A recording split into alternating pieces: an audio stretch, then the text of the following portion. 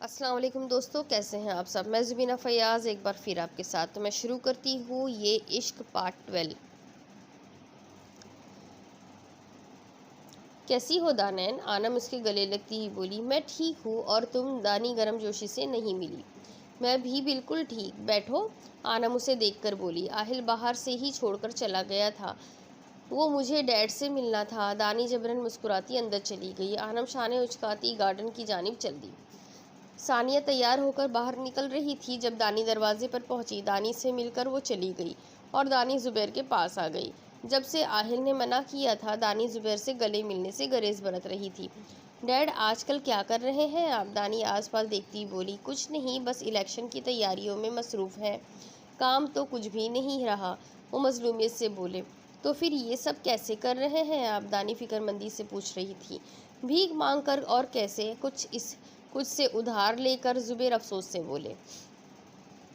I am sorry dad, लेकिन मैं आहिल को धोखा नहीं दे सकती थी, इसलिए आपकी कॉल अटेंड नहीं करती थी। डैड, आहिल को धोखा देना मुमकिन नहीं। वो मेरा चेहरा, मेरी आंखें पढ़ लेता है, इसे खुद मालूम हो जाता है। दानी, मुझे अगर अफसोस है तो सिर्फ इस बात का कि तुम एक गलत इंसान के साथ हो, जो तुम्हें अपने साथ सिर्फ अपने फ़ायदे के लिए रखे हुए है। नहीं डैड, आहिल ऐसा नहीं है। दानी नफ़ी में सर हिलाती ही बोली। तुम खुद को तसल्ली दे रही हो या मुझे? 5 महीने पूरे होने को है। जल्द या बदेर वो तुमसे बात करेगा इस मुतालिक। दानी बेयकीनी की कैफियत में नफ़ी में सर हिलाने लगी। तुम आज यहाँ आई नहीं, भेजी गई हो। सही कह रहा हूँ ना मैं? जुबैर के लहजे में चोट थी। दाने ने किस लिए भेजा है उसने तुम्हें? बताओ मुझे। जुबैर दानी के साथ आ बैठे। नहीं डैड, ऐसा कुछ भी नहीं। आहिल ने बोला था आज ईद है तो मैं सबसे मिलाऊँ। दानी आंसुओं पर बंद बांधती हुई बोली। दानेन, अब तुम अपने डैड से भी झूठ बोलोगी? वो अफसोस से बोले। ऐसा कुछ भी नहीं है डैड। दानी नफ़ी में सर हिला रही थी।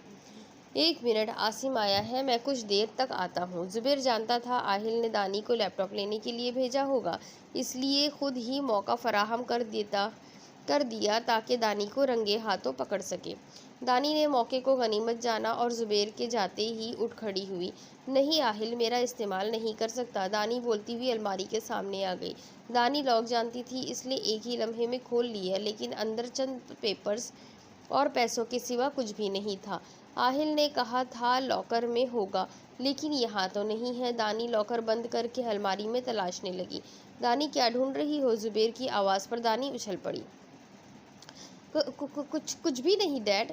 दानी ने फ़ौरन अलमारी बंद कर दी। क्या चाहिए तुम्हें? जुबैर जांचती नज़रों से देखते हुए बोले। नहीं, वो दानी से कोई बात नहीं बन रही थी। दानी, जो चाहिए मुझसे मांग लेती, लेकिन इस तरह मेरी गैर मौजूदगी में तलाशी लेना। वो आंसू बहाते बैठ गए। मेरी बेटी को क्या बना दिया इस आहिल हयात ने? आज अपने बाप की जासूसी कर रही है। वो रोते हुए बोल रहे थे। डैड, ऐसा कुछ नहीं। आहिल ने मुझे लैपटॉप का बोला था, मैं वही देख रही थी। कहाँ है? मुझे दे दे आप। दानी इसके सामने बैठती हुई कहने लगी। कौन सा लैपटॉप दानैन? जुबैर हैरत से बोले। आहिल के चाचू का। दानी झिझक कर बोली। मेरे पास कैसे हो सकता है आकिब हयात का लैपटॉप? वो शिजदा से बोले। पता नहीं डैड, आहिल ने बोला था। सुरमई आंखों में उलझन थी। दानैन, मैंने तुम्हें कहा था कि वो तुम्हें इस्तेमाल कर रहा है। देखो क्या मैं गलत कह रहा था? डैड, ऐसा कुछ नहीं है जैसा आप समझ रहे हैं। वो बस सबसे अलग है। दानी ने मुतमईन करना चाहा। अच्छा 1 मिनट रुको, जुबैर ने कहकर खड़े हो गए और अपना लैपटॉप उठा लाए। ये चंद रोज़ पहले आहिल मेरे पास आया था, अब खुद देख लो। जुबैर ने वीडियो प्ले कर दी। मैं दानी को तलाक दे दूंगा। स्क्रीन पर आहिल दिखाई दे रहा था और आहिल की आवाज़ दानी कैसे ना पहचानती। नो। दानी बेयकीनी से देखने लगी। मैं जानती हूँ, अब सियासत वालों को आपने कुछ कहा होगा तभी उसने ये बात की। दानी आंसू बहाती जुबैर को झंझोड़ने लगी। दानी, मैंने कुछ भी नहीं कहा। इसे वो मुझसे भी लैपटॉप मांग रहा था। अगर मैं लैपटॉप दे दूंगा तो वो तुम्हें तलाक देकर फारिग कर देगा। डैड, क्या है इस लैपटॉप में? दानी हलक के बल चिल्लाई। दानैन, मैं तो खुद भी नहीं जानता। आकिब की लाश होटल से मिली थी, फिर मेरे पास कैसे उसका लैपटॉप आ सकता है? वो मासूमियत से बोले। पागल कर दिया है आप सब ने मुझे। दानी चिल्लाती हुई बाहर निकल गई। जुबैर आंसू साफ करता मुस्कुराने लगा। देखता हूँ मैं कैसे दानैन को मेरे खिलाफ करते हो तुम। वो हंकारा भरते हुए बाहर निकल आए। दानी अपने कमरे में आ गई। क्या हो रहा है ये सब? दानी ने आंसुओं को बहने दिया। आहिल कुछ कहता है और डैड कुछ और कहते हैं। आहिल आनम के साथ तो कभी मेरे साथ, कभी तुम डैड के खिलाफ खड़े होते हो। आहिल तुम हो क्या? मुझे गुमान था कि मैं तुम्हें समझने लगी हूँ, लेकिन मैं आज भी वहीं खड़ी हूँ जहाँ अव्वल रोज़ खड़ी थी। तुमने खुद पर हज़ारों मास्क चढ़ा रखे हैं, और जब कोई मास्क उतरता है तो तकलीफ़ सिर्फ मुझे होती है, सिर्फ मुझे। दानी बेड के साथ नीचे बैठती चली जा रही थी। किस पर भरोसा करूं और किस पर नहीं, कुछ समझ नहीं आ रहा। दानी सर हाथों में थामती हुई बोली, सर मेरी मालूमात के मुताबिक जिस जगह का मैं आपको बता रहा था, वहाँ लड़कियों को अगवा करके रखा जाता है। रफ़ीक की आवाज़ स्पीकर पर उभरी। दूसरी तरफ रफ़ीक आहिल से बात कर रहा था। सर मेरी मालूमात के मुताबिक जिस जगह का मैं आपको बता रहा हूँ, वहाँ लड़कियों को अगवा करके रखा जाता है। रफ़ीक की आवाज़ स्पीकर पर उभरी। बहुत खूब रफ़ीक, ईद का मौका है, सब अपने अपने घर में होंगे।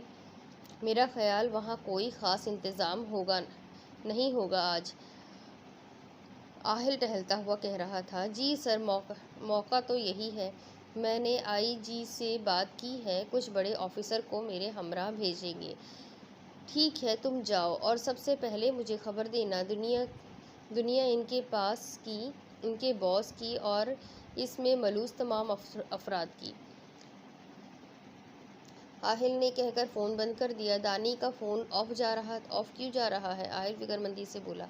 एक बार फिर से दानी का नंबर मिलाया, लेकिन मायूसी हुई। होप सो वो ठीक हो। आहिल बोलता हुआ नंबर ढूंढने लगा। वो हेलो मानी। जी सर। दानी कहाँ है? मुझे पूरी खबर चाहिए। वो सही सलामत है ना? जी सर, दानिश मैडम अपने कमरे में है, वो बिल्कुल ठीक है। कुछ ही देर पहले मैंने उन्हें जाते देखा था। आहिल सांस खारिज करता इस बात में सर हिलाने लगा। ठीक है कहकर आहिल ने फ़ोन बंद कर दिया। दानी ने फ़ोन क्यों ऑफ़ किया है? आहिल की पेशानी पर बल पड़ गए। उफ, कुछ समझ नहीं आ रहा, कौन सही है और कौन गलत। दानी सर थामे बाहर निकल आई। वो मरे मरे कदम उठाती चल रही थी। ईद का त्यौहार था, लेकिन इस घर के अफराद को देखकर मालूम होता था शोक मना रहे हैं। आनम अपने कमरे में परेशानी के आलम में टहल रही थी और माँ बाप डिनर पर जा चुके थे। आहिल प्लीज़ मेरी बात सुन लो, मुझे बहुत ज़रूरी बात करनी है। आनम की रोती हुई आवाज़ दानी की समातों से टकराई। आनम देखो, फ़िलहाल मैं अपने मसाइल में उलझा हुआ हूँ, मेरे पास वक्त नहीं है। अच्छा ठीक है, तुम मिल नहीं सकते, लेकिन फ़ोन पर तो मेरी बात सुन सकते हो ना? आनम इल्तिजाई अंदाज में बोल रही थी। मैं इस वक्त एक मीटिंग में हूँ, फ्री होकर तुम्हें कॉल बैक करता हूँ। ठीक, मैं तुम्हारी कॉल का इंतज़ार करूँगी। आना मायूसी से बोलते हुए फ़ोन बंद कर दिया। दानी दीवार पर हाथ रखे अश्क बहा रही थी। वो आनम की बातों को नज़रअंदाज करती आ रही थी, लेकिन डैड ठीक तो नहीं कह रहे थे कि आनम और आहिल। दानी ने मुंह पर हाथ रख दिया। अश्क तेज़ी से दानी के चेहरे को भिगो रहे थे। दानी भागती हुई अपने कमरे में आ गई। फ़ोन ऑन किया तो मैसेजेस की टोन सुनाई देने लगी। किसी अनजान नंबर से तस्वीरें आई थी। दानी ने व्हाट्सएप खोली और तस्वीरें खोलने लगी। आहिल की तस्वीरें थी। कोई खातून इसकी जानिब झुकी कान में कुछ बोल रही थी। दानी की पेशानी पर बल पड़ गए। दानी ने दूसरी तस्वीर खोली। ये आनम के साथ थी। आसपास कोई भी दिखाई नहीं दे रहा था। आनम मुस्कुरा रही थी। दानी नासमझी से इन तस्वीरों को बार बार जूम करके देखने लगी। या अल्लाह, ये इंसान मुझे पागल करके ही दम लेगा। दानी मोबाइल सामने दीवार पर मारती ही बोली। आहिल तुम धोखेबाज हो, मुझे बेवकूफ़ बना रहे हो, और मैं बनती जा रही हूँ। हद है दानैन, तुम पर हद है। दानी खुद को कोसती हुई बोली। आहिल हयात, अब दानैन तुम्हें बताएगी धोखा क्या दिया कैसे जाता है। जो मोहब्बत का लिबादा तुमने ओढ़ा है, मैं भी वही ओढ़ कर तुम्हें धोखा दूंगी। फिर तुम मुझे बताना कैसा टेस्ट था इस धोखे का। तुम्हारे सामने किसी और के साथ खड़ी होंगी मैं, तुमसे बर्दाश्त नहीं होता ना मुझे कोई छुए। अब मैं तुम्हारा जब्त आजमाऊंगी, देखती हूँ क्या करोगे तुम मेरे साथ। दानी चेहरा रगड़ती खड़ी हो गई। आईने के सामने आई, आधे बालों को कैचर लगाया और चेहरा सेट करने लगी। ये मनहूस तो अब नहीं चलेगा। शूज़ पहनकर मोबाइल के टुकड़े उठाती हुई बोली। आहिल तुम लेने आओगे या मैं ड्राइवर के साथ आ जाऊँ? दानी लैंडलाइन से फ़ोन कर रही थी। मैं खुद कुछ मसरूफ़ हूँ, लेकिन गाड़ी भेज देता हूँ, तुम आ जाओ। अपने बाप के ड्राइवर के साथ आने की ज़रूरत नहीं। आहिल ने कहकर फ़ोन बंद कर दिया। दिखाऊंगी अब मैं तुम्हें किस बाप की बेटी हूँ। दानी हंकारा भरती बाहर निकल आई। ये नमूना यहाँ क्या करने आया था? आहिल तैश के आलम में कमरे में आया। दोस्त है मेरा, दानी असर लेने लिए बिना बोली। तुम्हें वॉर्न किया था मैंने, इससे दूर रहना। आहिल इसके बाजू दबोचता हुआ कहने लगा। आहिल मुझे दर्द हो रहा है, छोड़ो। दानी कर रहा कर बोली। तुम्हें मेरी बात क्यों समझ नहीं आती? आहिल के चेहरे पर सख्ती बढ़ती जा रही थी। पागल हूँ मैं, इसलिए कुछ समझ नहीं आता, लेकिन अगर तुम नॉर्मल इंसान हो तो मेरी बाजू छोड़ो, मुझे तकलीफ हो रही है। दानी हलक के बल चिल्ला रही थी। आहिल खुद को नॉर्मल करता 2 कदम पीछे हो गया। दानी बाजू से हिलाती शिकायती नज़रों से उसे देखने लगी। बस यही आता है ना तुम्हें? लैपटॉप कहाँ है? आहिल इसका सवाल नज़रअंदाज करता हुआ बोला। जब से ज़ुबैर ने वो सब याद करवाया था, उसका खून खौल रहा था, जिसके बाद आहिल बिला वजह गुस्सा करने लगता था और दानी उसके गुस्से का शिकार हो रही थी। नहीं मिला, दानी रुखाई से बोली। क्या मतलब नहीं मिला? आहिल आईब्रो उठाकर पूछने लगा। नहीं मिला तो मतलब नहीं मिला, इसमें ऐसी कौन सी बात है जो समझ नहीं आई? दानी तेज बोल रही थी, आंखों में नमी तैर रही थी। तुम्हें मिला नहीं या जानबूझकर नहीं लाई? बताओ मुझे। आहिल उसका रुख अपनी जानिब मोड़ता हुआ बोला। एक बार बता दिया है मैंने, बार बार वजाहत देने की रवादार नहीं हूँ मैं, समझे? दानी उसकी आंखों में आंखें डालती ही बोली। दानी के बदले तेवर देखकर आहिल खामोश हो गया। क्या हुआ है तुम्हें? अब के आहिल नरमी से बोला। कुछ नहीं हुआ मुझे, छोड़ो। दानी अपना हाथ छुड़वाती हुई बोली। आहिल उसे बेड के पास ले आया और अपने सामने बिठा लिया। दानिन हयात तुमसे ज़्यादा आहिल हयात तुम्हें जानता है। अब बताओ क्या हुआ है? जंगली बिल्ली क्यों बनी हुई हो? मुझे तुमसे बात नहीं करनी, दानी चेहरा झुकाकर बोली। आंखें किसी भी लम्हे बरसने को तैयार थी, लेकिन मुझे तो तुमसे ही करनी है। अच्छा ये बताओ, 5 महीने पूरे होने वाले हैं, आगे के बारे में क्या सोचा है? आहिल इसका चेहरा ऊपर करता हुआ बोला। वो जल्दी या बदीर इस मुतालिक तुमसे बात करेगा। दानी के कान में ज़ुबैर की आवाज़ गूंजने लगी। तुम क्यों इस बारे में बात कर रहे हो? क्योंकि बात करना ज़रूरी है। मैं ज़रूरी नहीं समझती दानी, हमें इस बारे में भी और अपने मुस्तकबिल के बारे में भी बात करनी पड़ेगी। ऐसा कब तक चलता रहेगा? आहिल नरमी से समझाने लगा। जब तक मेरा दिल करेगा। क्या मतलब? आहिल पेशानी पर बल डालता बोला। जब तक मेरा दिल करेगा मैं तुम्हारे साथ रहूंगी और इस बारे में हम कोई बात नहीं करेंगे। जब तक मेरा दिल करेगा मैं इसे अपने पास रखूंगा और इस पर मज़ीद कोई बहस नहीं होगी। कितनी मुमासलत थी अल्फाज में। आहिल नफ़ीम में सर हिलाता दानी को देखने लगा। लम्हा भर को इसे लगा वो वक्त में पीछे चला गया है। दानी मेरी नज़रों से दूर हो जाओ, आहिल जब्त करता हुआ बोला। दानी फटी फटी नज़रों से उसे देखने लगी। ये क्या बात हुई? I said get out. आहिल माजी में गुम होता जा रहा था। तुम इंतहाई मतलब परस्त और घटिया इंसान हो आहिल हयात। तुम्हें सिर्फ अपनी ज़ात से मतलब है, बाकी सारी दुनिया जाए भाड़ में। तुम सिर्फ अपने मफाद को और अपने नफ़ा नुकसान को सोचते हो। दूसरे क्या सोचते हैं, वो क्या चाहते हैं, तुम्हें कोई फ़र्क नहीं पड़ता। दानी रोती हुई उसका गिरेबान पकड़े बोल रही थी। आहिल ने सख्ती से आंखें बंद कर रखी थी। दानी आउट, मैं अकेला रहना चाहता हूँ कुछ वक्त। तुम्हें मेरी बातें क्यों समझ नहीं आती? एकदम आहिल फट पड़ा। दानी इसका गिरेबान छोड़ती बाहर भाग गई। रफ़ीक ये जगह तो खाली है। पुलिस एहलकार आसपास देख रहे थे। सर मुझे यहाँ की ही लोकेशन मिली थी और इस जगह को देखें, मुझे लगता है वो फ़रार हो गए। रफ़ीक टूटी फूटी चीज़ों और रस्सियों को देखता हुआ बोला। सारी जगह के अच्छे से छानबीन करो, ऑफिसर ऊंची आवाज़ में बोला और सब टॉर्च ऑन किए चल रहे थे। शिट, रफ़ीक अफसोस से दीवार पर हाथ मारता हुआ बोला। अगर वो फ़रार भी हुए होंगे तो कुछ वक्त कबल। रफ़ीक के दिमाग में झमाका सा हुआ। यकीनन अकबी दरवाज़ा भी होगा। रफ़ीक सोचता हुआ अंदर की जानिब चल दिया। घूम फिर कर उकब में आया तो एक दरवाज़ा खुला था। मुझे मालूम था वो अभी फ़रार हुए होंगे। रफ़ीक अपनी गन निकालता बाहर निकल गया। यहाँ आबादी ज़्यादा नहीं थी, वीरान सा इलाका था। दूर से एक गाड़ी खड़ी दिखाई दी।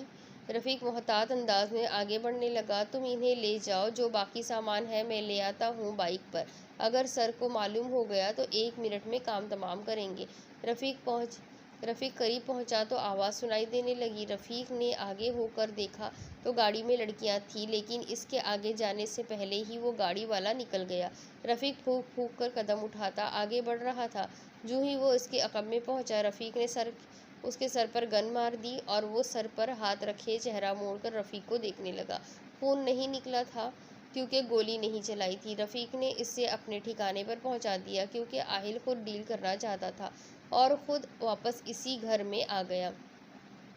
घर की हालत देखकर और इन अशिया को देखकर यही मालूम होता है कि यहाँ लड़कियों को रखा गया था, लेकिन शायद इन्हें मालूम हो गया तभी हमसे पहले निकल गए। ऑफिसर रफ़ीक से डिस्कस करने लगा। जी सर, मुझे भी यही शुबा है, किसी ने इन्हें आगाह कर दिया। रफ़ीक अफसोस से बोला, लेकिन मैं शुक्रगुजार हूँ आप आज के रोज़ आए, बाकी ये सब तो चलता ही रहता है। कोई बात नहीं, ये तो हमारा फ़र्ज़ है, लेकिन ज़्यादा खुशी तब होती अगर वो पकड़े जाते। पकड़े भी जाएंगे, अब वो नया ठिकाना ढूंढेंगे, काम मुश्किल हो जाएगा। ठीक कह रहे हो, यहाँ पर नज़र रखवाऊंगा मैं, ताकि कोई आए तो मालूम हो सके। रफ़ीक मुसाफहा करता निकल गया। आहिल डैड ठीक कहते थे, तुम सिर्फ अपने मतलब के लिए मेरे साथ हो और मैं तुम्हारी वजह से डैड को इनकार कर रही थी। कितनी बेवकूफ़ हूँ मैं। मैंने तुम्हें लैपटॉप नहीं दिया तो तुमने मुझे कुछ नहीं बताया। अगर मुझे अपनी बीवी मानते तो पहले ही सब कुछ बता देते। पता नहीं क्या क्या करते रहते हो। तुम जैसा इंसान एतबार के काबिल ही नहीं। मैं ना जाने क्यों तुम पर भरोसा करने लगी थी। तुमने तब भी मुझे धोखा दिया था जब तुम रिफाइजी चाहते थे, और अब भी तुम सिर्फ मेरा इस्तेमाल कर रहे हो। और अब जब मुझसे कोई गर्ज मुमकिन नहीं तो तुम्हें मुस्तकबिल याद आ गया है। मतलब अब मुझे उठाकर फेंकना चाहते हो। कितने खुदगर्ज हो तुम आहिल। मैं तुम्हें क्या समझती रही और तुम क्या निकले। कर ली आज दानिन हयात ने ये मिस्ट्री भी सॉल्व। आहिल हयात एक मतलब परस्त और खुदगर्ज इंसान है, बस, और कुछ भी नहीं। दानी का चेहरा आंसू से तर हो चुका था। तकलीफ चेहरे से आया थी। रफ़ीक, मैंने तुम्हें भेजा था साथ में इसीलिए, लेकिन वो फिर भी फरार हो गए। आहिल अफसोस से बोला, सर सबको तो नहीं पकड़ सका, लेकिन एक लड़का हाथ लगा है, इससे अगुलवा सकते हैं। अलबत्ता शक तो मेरा ज़ुबैर पर ही है, लेकिन फिर भी तस्दीक करना ज़्यादा मुनासिब है। ठीक है, तुम उसे संभाल कर रखो, उसकी खातिर तवाज़ा के लिए मैं खुद आऊँगा। जी सर, मैंने उसे अपने ठिकाने पर पहुँचा दिया है, आप ही का इंतज़ार है। आहिल ने बिना कुछ कहे फ़ोन बंद कर दिया। आहिल बालों में हाथ फेरता चलने लगा। ये ज़ुबैर न जाने कौन सी पट्टियाँ दानी को पढ़ा देता है जो वो इस तरह रिएक्ट करने लगती है। पहले कम टेंशन्स है जो वो मज़ीद भेज देता है। ज़ुबैर के मुँह से सुनकर तो मैं अब जल्द उसे सज़ा देना चाहता हूँ। तुम आज़ाद घूम रहे हो और मेरा खून जल रहा है। आहिल मुट्ठियाँ भींचकर बोला, दानी, उफ़, क्या करूँ मैं तुम्हारा। दानी का ख्याल आने पर इसके एसाब ढीले हो जाते। फ़िलहाल तुम्हें ना छेड़ना ही बेहतर है, बाद में आकर बात करूँगा। आहिल कोट बदलता हुआ बोला। हेलो डैड, दानी की आहिस्ता से आवाज़ उभरी। क्या हुआ दानिन, ज़ुबैर फिक्रमंदी से बोले। डैड, मैं आपकी हेल्प करने के लिए तैयार हूँ। दानिन, अगर तुम आहिल के साथ खुश। डैड, अब बस वापस देखने का वक्त नहीं रहा। आप कब तक इस तरह सरवाइव करेंगे। इसलिए मुझे कोई मसला नहीं आपका साथ देने में। आप मुझे कॉल करके बता देना जिस दिन का प्लान हो। दानी ने कहकर फ़ोन बंद कर दिया। ज़ुबैर के चेहरे पर फातिहाना मुस्कुराहट थी। ये है रहीम जो मेरी बेटी का शौहर बनना चाहता है। शक्ल देखो ज़रा इसकी, कैसी गरीबों वाली है। ज़ुबैर हिकारत से बोले। रहीम सर झुकाए खड़ा था। लड़के की हिम्मत तो देखो ज़ुबैर, प्यार करना तो एक तरह निकाह कर लिया। ये सब लालची होते हैं, तभी लड़कियों को प्यार का झांसा देते हैं ताकि हमारी दुनिया में आ सके। रहीम, वो वेटर से ट्रे लो और यहाँ सबको सर्व करो। ज़ुबैर तहकुम से बोले। रहीम आंसू पीता चल दिया। रहीम ट्रे लेकर आया और सबको सर्व करने लगा। सब हंस रहे थे उसे देखकर। तुम थक गए होंगे ना, जाओ बैठ जाओ। शाबाश। ज़ुबैर उसके शाने पर हाथ रखता हुआ बोला। वहाँ कहाँ जा रहे हो। रहीम चेयर्स की जानिब कदम बढ़ा रहा था। यहाँ बैठो मेरे पाँव के पास, वो नहवत से बोले। रहीम मजबूर था ये सब सहने पर। खामोशी से उनके पाँव के पास बैठ गया। ये औकात है इनकी, और चले हैं हमारे बराबर बैठने। ज़ुबैर कदोरत से बोले। बिल्कुल सही। क्या तुमने ज़ुबैर इन जैसे गंदे लोगों को इनकी असल जगह दिखाकर अब उम्र भर अपनी औकात नहीं भूलेगा। ये सब रहीम को देखकर कहकहा लगा रहे थे। आनम को जब से मालूम हुआ था इसका दिल बैठा जा रहा था। न जाने डैड क्या करेंगे रहीम के साथ। वो टहलती हुई बोली, डैड क्यों इसे पार्टी में ले गए? यकीनन बेइज्जत करने के लिए ले गए होंगे। प्यार तो उन्हें सिर्फ दानैन से है, तो फिर मेरी पसंद की क्या अहमियत? इतना सब होने के बाद उन्होंने एक बार मेरी ख्वाहिश को मद्देनज़र नहीं रखा। इनके लिए सिर्फ उनका स्टेटस ही सब कुछ है, या फिर दानैन क्योंकि वो खूबसूरत है और मैं दानैन जैसी खूबसूरत नहीं। ना मेरे पास दानैन जैसी आंखें हैं, ना ही इसके जैसा रंग। आनम कॉम्प्लेक्स का शिकार थी। ओहो, ड्रिंक नीचे गिर गई। रहीम, एक काम करो, अपनी शर्ट उतारो और ज़मीन साफ करो। जुबैर नीचे देखते हुए बोले। रहीम आंसू साफ कर रहा था। जल्दी करो, क्या सोच रहे हो? वो गुस्से से बोले। रहीम ने अपनी शर्ट उतारी। पार्टी में मौजूद तकरीबन सभी लोग इस तमाशे से महफूज हो रहे थे, सिवाय इस एक लड़की के जो हमदर्दी और दुख से रहीम को देख रही थी। रहीम ने शर्ट उतारी और ज़मीन पर गिरी ड्रिंक साफ करने लगा। आसपास सबके कहकहे गूंज रहे थे। रहीम को लगा वो मर चुका है। इतनी तजलील, इतनी तज़हीक। शायद इसकी जगह कोई और होता तो मर चुका होता, लेकिन वो अभी ज़िंदा था क्योंकि उसे ज़िंदा रहना था। अपने घर की बका की खातिर, अपनी मोहब्बत की सज़ा इसे तन्हा झेलने थी। अपने घर को इस एताब से महफूज रखना चाहता था, तभी अपनी इज्जत का जनाजा निकालने यहाँ आ गया था। ये नमूना उठाकर ले आए हो? आहिल कोट उतारता हुआ बोला। जी सर, यही एक मिला है। आहिल इसके सामने कुर्सी रखकर बैठ गया। अब तुम खुद इंतखाब कर लो, मार खाकर बताओगे या फिर बिना मार खाए? आहिल आस्तीन ऊपर चढ़ाता हुआ बोला। मैंने कुछ भी नहीं किया, फिर क्या बताऊं? वो चिल्लाया। सर, अपने बॉस का नाम बताना तो दूर, ये इस बात से भी इनकारी हो रहा है कि स्मगलिंग के काम में शामिल है ये। रफ़ीक आहिल के कान में सरगोशी करने लगा। वेल, कोई मसला नहीं रफ़ीक, अभी इसकी तबीयत दुरुस्त कर दिए देता हूँ। आहिल इसका गिरेबान पकड़ता हुआ खड़ा हो गया। चेहरे पर ज़माने भर की सख्ती ऊद आई। एक बार फिर पूछ रहा हूँ, किसके लिए काम कर रहा है तू? आहिल इसका जबड़ा पकड़ता हुआ बोला। वो नफ़ी में सर हिलाने लगा। ठीक है, फिर मज़ा चखना अब, आहिल ने कहकर इसके मुंह पर मुक्का मारा। इसके दोनों हाथ बांध रखे थे। आहिल ने यके बाद दिगर कई मुक्के इसे मारे। कभी दीवार में पटका तो कभी ज़मीन पर। वो अधमुआ होकर ज़मीन पर गिर चुका था, लेकिन एक लफ्ज़ मुंह से नहीं निकला। आहिल फिर से इसकी जानिब बढ़ा, लेकिन रफ़ीक बीच में आ गया। सर, मज़ीद मारा तो वो मर जाएगा। आहिल हंकारा भरता पीछे हो गया। इससे दोबारा पूछना और अगर ना बताया तो मैं सुबह दूसरा डोज देने आ जाऊंगा, लेकिन मुझे जल्द अज जल्द जानना है। आहिल कहता हुआ बाहर निकल गया। रफ़ीक नफ़ी में सर हिलाता इस लड़के को देखने लगा। अगर बता देते तो इतनी धुलाई ना होती। तुम्हारी लड़का बेहोश हो चुका था। तुम्हारा दिमाग तो ठिकाने पर है ना? वो कैसे गायब हो सकता है? डॉक्टर कस्सिया की पेशानी पर शिकने उभरी। मैडम, उसने कहा था बाइक पर आता हूँ, लेकिन वो आया ही नहीं। हमने मालूम करवाया है, पुलिस के हाथ नहीं लगा। तो फिर किसके हाथ लगा है? वो हैरानी से बोली। इस बात का इल्म नहीं वो रूपोश हुआ है या किसी ने अगवा कर लिया है। वो सर झुकाकर बोला। सब के सब बेकार हो, एक काम ठीक से नहीं होता तुमसे। वो झंझिलाकर बोली। जुबैर को अपने कामों से फुर्सत मिले तो यहाँ पर ध्यान दे, वो फ़ोन मिलाती हुई कह रही थी, लेकिन फिर से नाकामी हुई। 2 दिन हो गए दानी कमरे से बाहर नहीं निकली। आहिल ने दोबारा दानी से किसी नोयत की कोई बात ना की। चेंज करके आहिल कमरे से निकला और जिस कमरे में दानी थी उस जानिब चल दिया। दानी सोफे पर बैठी नील पेंट लगा रही थी। आहट पर सर उठाकर देखा। दिल तो चाह रहा था इसे बाहर निकाल दे, लेकिन अपने प्लान की खातिर खामोश रही। आहिल दानी के साथ आकर बैठ गया। दानी अपने काम में मशगूल रही, जैसे वो यहाँ मौजूद ही ना हो। दानी, आहिल ने धीरे से पुकारा। दानी उंगली पर ब्रश फेरती हुई बोली। तुम नाराज़ हो? तुम्हें मालूम होना चाहिए। दानी, गलती मेरी भी थी, लेकिन गलती तुम्हारी भी थी। तुम इस तरह क्यों रिएक्ट कर रही थी? आहिल, मुझे इस बारे में कोई बात नहीं करनी। दानी का चेहरा किसी भी तासुर से पाक था। यहाँ देखो। आहिल उसका रुख अपनी जानिब मोड़ता हुआ बोला। दानी हाथ रोके उसे देखने लगी। चंद पल खामोशी के नज़र हुए। आओ अपने कमरे में चले, आहिल इसका बाजू पकड़ता हुआ कहने लगा। दानी, सिर्फ एक ही रात की बात है। दानी आहिल को देखती हुई सोचने लगी। आहिल आईब्रो उचकाकर दानी को देख रहा था। दानी नेल पेंट रखती हुई खड़ी हो गई। तुम पूरे के पूरे जाहिल हयात हो। दानी इसके साथ चलती हुई बोली। आहिल मुस्कुराया तो डिम्पल नजर आने लगा। तुम नाराज़ होकर बिल्कुल अच्छी नहीं लगती। आहिल उसके सामने बेड पर बैठता हुआ बोला। अच्छा, फिर कैसे अच्छी लगती हूँ? जब हंसती मुस्कुराती हो। दानी नाक चढ़ाती हुई उसे देखने लगी। दानी, मुझे काम से जाना है इस वक्त। दानी सुरमई आंखों में हैरत लिए उसे देख रही थी। इस वक्त? तुम सो जाना, मेरा इंतज़ार मत करना। आहिल उसका मुंह थपथपाता हुआ बोला। फिर मुझे क्यों लाए थे उस रूम से?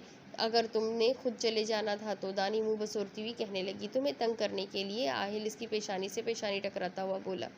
दानी खुफगी से उसे देख रही थी। आहिल मुस्कुराता हुआ खड़ा हो गया और स्टडी में चला गया। चंद लम्हों में आहिल का फ़ोन रिंग करने लगा। आहिल उजरत में बाहर निकल गया। न दानी को बाय बोला, ना ही स्टडी लॉक की। दानी सांस खारिज करते बेड से नीचे उतरी। सर, मैं बाहर गया था और जब वापस आया तो ये इस हाल में मिला। रफ़ीक ज़मीन पर गिरी इस लड़के की लाश को देखता हुआ बोला। शिट, ज़ुबैर का नाम तो ले लिया था, अगर अदालत में भी चला जाता। आहिल ने झुंझला कर बात अधूरी छोड़ दी। सर, आगे क्या हुक्म है? इसकी लाश को ठिकाने लगा और उमेर से माजरत कर लेना। मैं दोबारा नहीं जा सका उससे मिलने, उन्हीं कामों में उलझ गया था। कल जलसा भी है मेरा। आहिल बालों में हाथ फेरता हुआ कह रहा था। जी सर, ठीक है। और दानिश मैडम के लिए आपने जो तैयारियां करने को बोला था वो भी पाए तकमील को पहुंच चुकी है। गुड, लेकिन मैं सुबह में जाऊंगा नज़रसानी करने के लिए, ताकि किसी का किस्म की कमी ना रह जाए। 2 दिन से दानी से बात नहीं हुई, नाराज़ है, लेकिन मैं जानता हूँ ये सरप्राइज़ इसकी सारी नाराज़गी हवा कर देगा। आहिल मुस्कुराकर बोला। जी सर। दानी स्टडी रूम में आ गई। कौन थी वो लड़की जिसकी तस्वीरें देखी थी मैंने? आहिल, तुमने मुझसे बहुत कुछ छुपा रखा है। दानी बोलती हुई रैक की जानिब आ गई। आधा घंटा बीत गया लेकिन खातिर ख्वाह नतीजा ना निकला। दानी मायूसी से बुक्स को देखने लगी। बस मज़ीद मैं नहीं ढूंढ सकती। दानी बोलती हुई बैठ गई। दानी की नज़र बाएं जानिब पड़ी तो आंखों में हैरत समिट गई। मैंने इन बुक्स को हाथ नहीं लगाया। फिर? दानी बोलती हुई खड़ी हो गई। किताबें उल्टी सीधी पड़ी हुई थी। दानी एक एक करके बुक्स निकालने लगी। ओहो, तो तुम बुक्स के पीछे रखते हो अपने राज? दानी डायरी उठाती हुई बोली। AD, A से आहिल और D से दानी। लेकिन ये डायरी तो पुरानी लगती है। फिर मेरा नाम नहीं हो सकता। D से किसी और का नाम होगा। कहीं इस तस्वीर वाली लड़की का नाम तो नहीं? दानी के दिमाग में झमाका सा हुआ। इससे पहले आहिल वापस आए मैं इसे संभाल कर अपने पास रख लेती हूँ। शायद अब मुझे मालूम हो जाए कि आहिल हयात है क्या। दानी सोचती हुई बाहर निकल आई। यूनी का बैग उठाया और डायरी उसमें रख दी। सांस खारिज करती दानी बेड पर आकर लेटी थी। दानी छत को घूर रही थी, फिर करवट बदल कर आहिल की खाली नशिस्त को देखने लगी। आहिल हयात, अब तुम्हें मालूम होगा जब कोई धोखा देता है तो कितनी तकलीफ होती है। अब तुम्हें अंदाज़ा होगा कि मैं कैसा महसूस कर रही हूँ। मुझे खिलौना बनाकर रखा हुआ था तुमने। अब जब तुम्हारे जज्बात का मजाक बनेगा तब तुम्हें एहसास होगा। दानी नहवत से सर झटकती हुई कह रही थी। रहीम, तुमने मेरा नंबर क्यों ब्लॉक कर दिया? आनम मुलाजिम का फ़ोन पकड़े बात कर रही थी। आनम, तुम प्लीज़ बात को समझो। हम जैसे लोग तुम बड़े लोगों का मुकाबला नहीं कर सकते। हमारे पास सबसे कीमती चीज़ इज्जत ही होती है, और अगर कोई इस पर डाका डाल दे तो तुम कहीं के नहीं रहते। रहीम, तुम मुझे तो बताओ, हुआ क्या है? उस दिन डैड तुम्हें क्यों ले गए थे अपने साथ?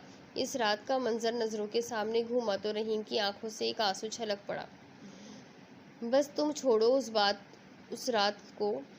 जो भी हुआ मैं बिल्कुल ठीक हूँ। तुमने यही पूछने के लिए फ़ोन किया है ना? हाँ, मुझे टेंशन हो रही थी। डैड अचानक तुम्हें ले गए और इसके बाद तुमने मेरा नंबर ब्लॉक कर दिया।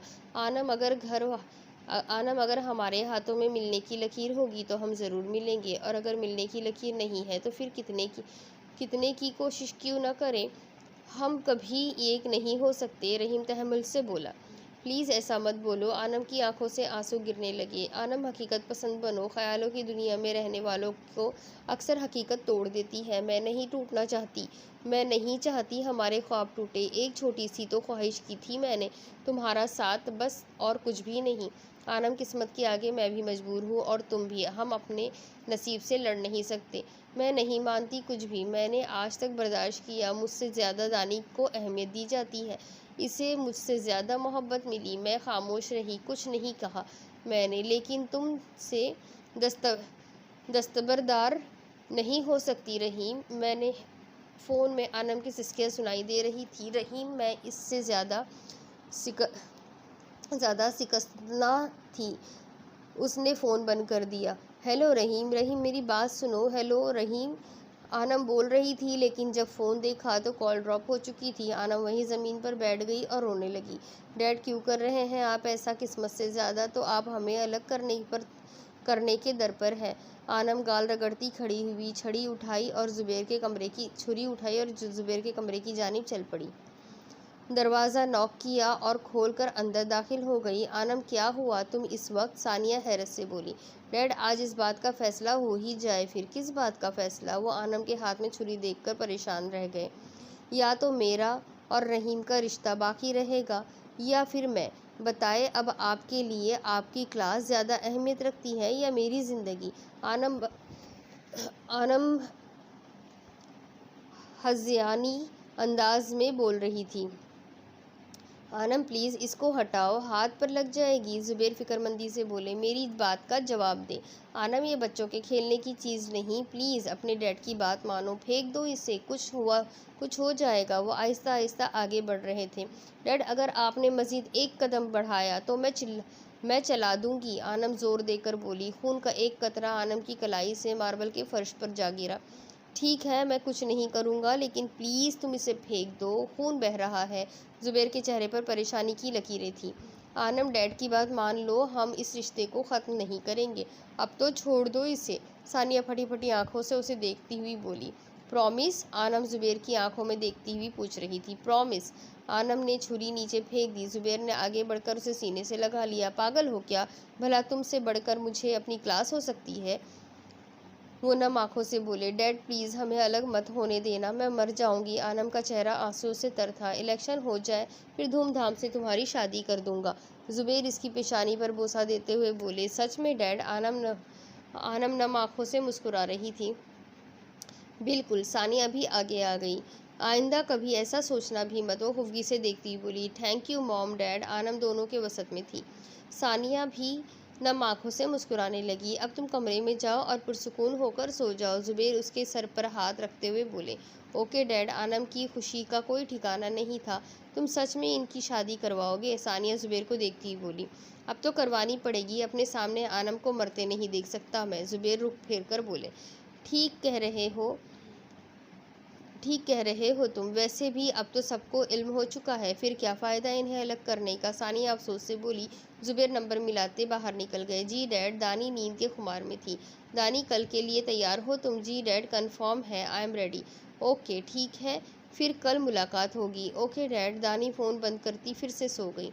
आहिल रात गए कमरे में आया तो लाइट ऑन थी। दानी अभी तक जाग रही है? वो हैरत से बोलता आगे आया, लेकिन जब दानी से नज़र टकराई तो वो बेसुध सो रही थी। आहिल के लबों पर मुस्कुराहट बिखर गई।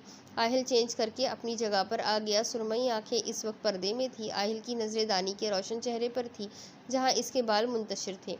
आहिल ने हाथ बढ़ाया और दानी के चेहरे से बाल हटाने लगा। आहिल के लम्स पर दानी कसमसाई।